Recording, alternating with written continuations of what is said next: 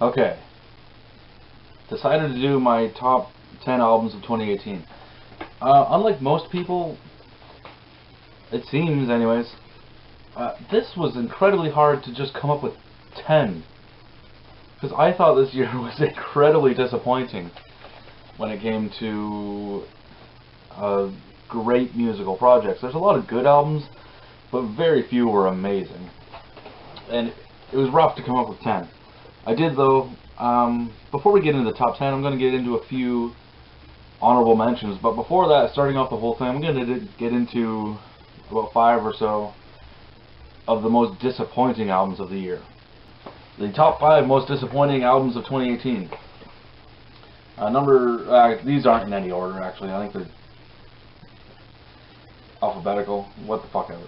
Anyways, starting with Clutch, Book of Bad Decisions. I like Clutch. What draws me into Clutch are Neil Fallon's arcane, sort of esoteric, weird references to like sci-fi and American history and Greek mythology. Clutch's lyrics can be really, really cool. On Book of Bad Decisions, they're pretty well not. There are 2 good songs on this one. Emily Dickinson and In Walks Barbarella, I think, are 2 really good songs, but it also has 2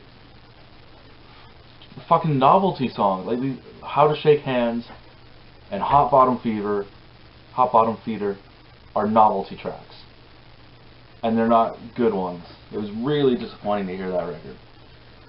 Also on here, Czarface and MF Doom with their collaborative Czarface meets Metalface. Man, this had so much potential, and it's not bad. It's not a bad record, but it just didn't live up to the hype that I put on it, so I guess that's my own fault, but really, this should have been much better than it was. Up next, Dr. Octagon with whatever the fuck that album was. Man, the return of Dr. Octagon was fucking bad.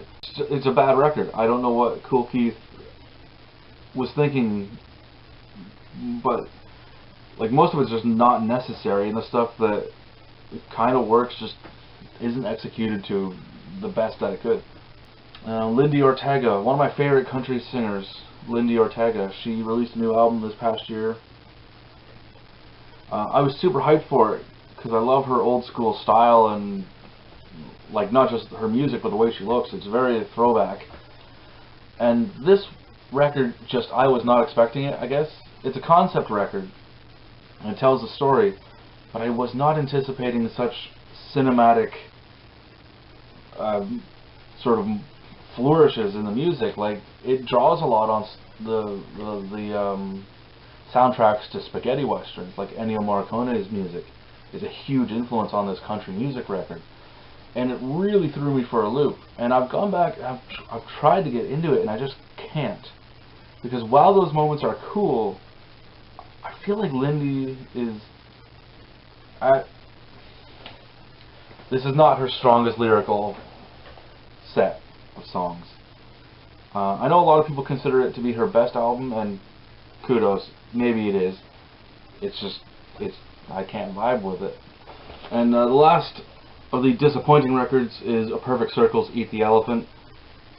Outside of the 2 lead singles released, Disillusioned and The Doomed, this album's just unnecessary, completely and fully unnecessary.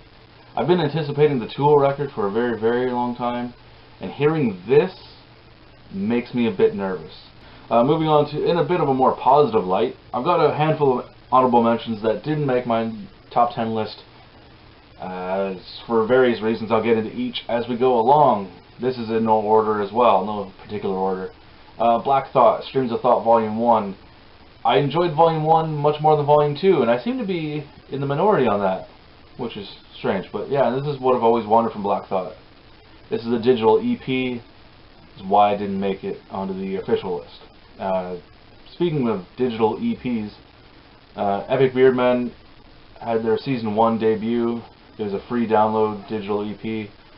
Sage Francis and B. Dolan just spitting bars. It's a lot of fun, but again, not an actual album, quote unquote. So decided I couldn't really put it on the album list. In that same vein is a Canadian electronic artist known as Spacey Koala, several months ago released an album called Broccolyptus Rex on Bandcamp. Fuck, man, that thing is amazing. Weird, glitchy, and yet really catchy electronic music that is sort of based on this concept of dinosaurs and vegetables. Hard to explain, but really cool. Really cool. Frank Zappa with the Roxy Performances, a 7-disc box set. Again, not really a new release, just a full release of the Roxy Performances, which is one of my favorite eras of Frank Zappa's music. And to get a full 7-disc set of that was amazing. It's a fantastic release. If you're into Zappa, I'd suggest picking it up. Soulfly, Ritual. Soulfly's last 2 albums, and Cavalera Conspiracy's last album, Max Cavalera's gone in this direction of, like, they've really turned a corner here of going into really heavy, extreme death metal type territory. At least flirting with that sound in any case. But Ritual, I only listened to it for the first time a handful of days ago, so it would feel disingenuous to put it on the list. And the last honorable mention is The Residents with their project I Am a Resident. The Residents held a contest for artists and bands and singer-songwriters to cover their songs, and then they would include them on a compilation that they made with a actual album of a mishmash of all the entrants. And it's a lot of fun. It's really cool. The reason it's only in the honorable mentions is because I'm on it. I was one of the winners, and I have the last track on the CD version of the second disc, which is fucking amazing and is ridiculous. Like, it's really insane. But again, that would feel weird putting that on a top year-end list, because it has such a personal meaning to me. It would be number 1, obviously, because it's just an insane thing to happen. But that having been said, let's get into the list proper. These are the top 10 albums of 2018 as decided upon by me, and so therefore this is the one and only list you ever need.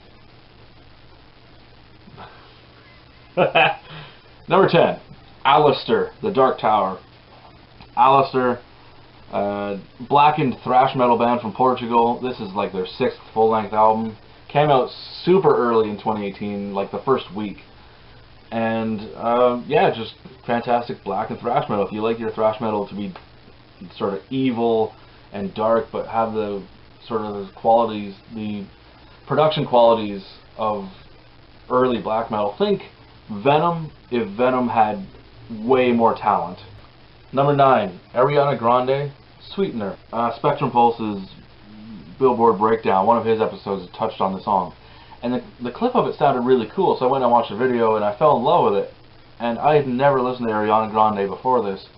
I always just sort of ignored her. But I went out and picked up the album, and man, this thing is beautiful. It sounds great. And that song, The Light Is Coming, still stands as one of my favorite songs of the year, regardless of genre. I fucking love that thing. Number 8, Rivers of Nihil, Where Owls Know My Name. Technical death metal mixed with some jazzy saxophone. If that sounds like your thing, then yeah, give it a shot. I know this one's been very divisive on the internet. People either love it or hate it. I fall in the love category. I think they executed it quite well. Number 7, Ghost, Prequel. Everyone seems to know this album, and it's ending up on a lot of people's lists. For good reason. This is Ghost's best album. It's catchy, it's fun, it's dark, it's mysterious. And yeah, it's easily the most accessible album, but that doesn't mean it's not the best, because it kind of is. It's kind of great. Number 6, Henry Derek Ellis, The Devil Is My Friend. Henry Derek Ellis, longtime YouTuber. That's where I first knew him, from his channel To The Boy Ellis. Love Henry's eclectic mix of music that he listens to. And then when I found out that he was a musician, dope, awesome. He's been in a slew of metal bands over the years. This year he released his debut solo album, The Devil Is My Friend. It's a cool album. It's an interesting mix of Americana, folk, and gothic folk, and like a very cinematic feel to it, like almost like a soundtrack quality to the songwriting style and the sound of it. And it's a creepy album. It's a fascinating album. It's in places sorrowful throughout the whole thing. It's beautiful. It's a great sounding record. I'm really happy. I'm happy for Henry on this one, because he did a fantastic job with it, and he's created something really cool. Number 5, Judas Priest, Firepower. I've been saying it all year. Judas Priest has no business writing an album this good at this stage in their career. Like, they've been a band for 50 some odd years, and now they write the best album of their career. It's just silly. Number 4, Author and Punisher, Beastland. I don't actually own this one on CD yet. I really should get on that. Come on. Author and Punisher, one-man industrial sort of metal band. Creates his music with these awesome mechanical instruments that he invents, and it's just this insane sound and this insane visual. Fantastic stuff. And Beastland, his best work yet, in my opinion. Maybe. Number 3, The Residents, Intruders. Yeah, The Residents had 2 releases this year. One was in my honorable mentions, which I was a part of, and one was Intruders, which came out much later in the year, but hooked me right away. A concept album about doppelgangers and spirits and doubles and interesting things like that. Fascinating collection of stories, but that's pretty typical of The Residents. I'm a huge Residents fan, and it seems like every year they release something, and every year something from The Residents ends up on my year-end list. Number 2, Grindzilla, Tosh and Quandon. If there was ever an album that came out of nowhere and just kicked me in the face, it was this one. Grindzilla is a grindcore band from Belarus, and they released their debut album in 2018. And man, this thing is just fucking fun. It's heavy, it's hard-hitting, but more than any of that, it's a fun-sounding record. Musically, of course, it hits all the grindcore tropes, but I mean, it doesn't take itself too seriously. There are moments where the drums just transition into a straight-up disco beat, like no ways around it. Under these grindcore riffs, there's just this disco beat going, and then there's another song where all the instruments sort of fall out, and it's just with this like acoustic sort of drunken banter and some swinging stuff, and then some of the choruses are just ridiculous. It was a fun record. I think the funnest record I heard all year. Check them out. I think they've got more stuff coming in 2019. Grindzilla. So number 1 album of the year, Thy Catafalque, Geometria. This is my introduction to Thy Catafalque. I had never heard of them before, but then Season of Mist posted a full-length video of the entire album stream, and I don't know why I clicked on it, honestly. I was just like, oh, I'll check it out, and I was captivated. This is such a cool mixture of metal, jazz, Eastern European folk, and electronica, meshed in a way that it doesn't seem jarring, and it all seems like one cohesive unit. I can't really describe it. Everything just fits together so perfectly. And that album, the entire year, I just keep going back to it to revisit it and just cycle through the entire record. It's a beautiful, beautiful piece. And that's going to be it. That is my albums of the year list. Take it for what it's worth, which is nothing. Thanks for watching. This has been Strange Radios. Stranger, adios.